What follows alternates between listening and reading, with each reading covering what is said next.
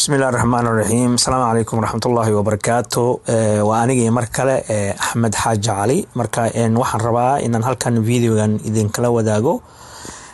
وأوجد ننكاسي بس كمترين كسارن وكسو بحصدي goobaha karantiilka ah ee dadka xanuunsan ama dadka ku dhaca cudurkan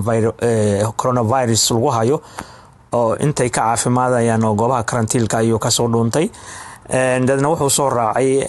bas ama train ayuu soo raacay waa u jeedaan wuxuu afkiisa ka soo tiraya ama ka soo qaadaya dheecaan asigoo markaasi ku tiraya meesha ay dadka cogsadaan ama usha dheer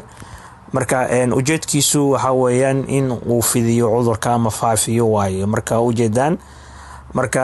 walaalaha muslimiinta waxa ugu dagayaa waxay tahay hadii aad magaalada aadaan ama aad basaska treenada iyo tagaasida iyo meel kasto dadka isku yimaadaan aad taabato waa inaad gacantaada markastaba aad dhaqdaa aad jeebka ama boorsada waa inaad ku sidataa bahasha loo yaqaan hand sanitizer-ka taasoo aad markastaba gacantaada aad ku rugto aad marmariso si cudurkii iyo jeermiskii uu dhinto marka qaybaha ugu weyn ee cudurkan laga qaado waxa ugu horeeya waxa weeye waa taabashada cudurkii meeshii uu ku diyaaray aad taabato dadna aasi lama filaan ah ama adeegan ogeyn jirkaada aad u taabato ama indhaha dhagaha afka meel kasta u taabato cudurka markaas holaad ka qaadaysaa markaas ula socda walaalaha muslimiinta waxa loo baahan inay feejignaadaan marka videogan wadaaga qof kasta oo taqaanan oo walaalkiina ah muslim ah gaarsiiya si taxadirkooda uu kor u qaadmo marka waa idin salaamay waa markale Axmed Jacali.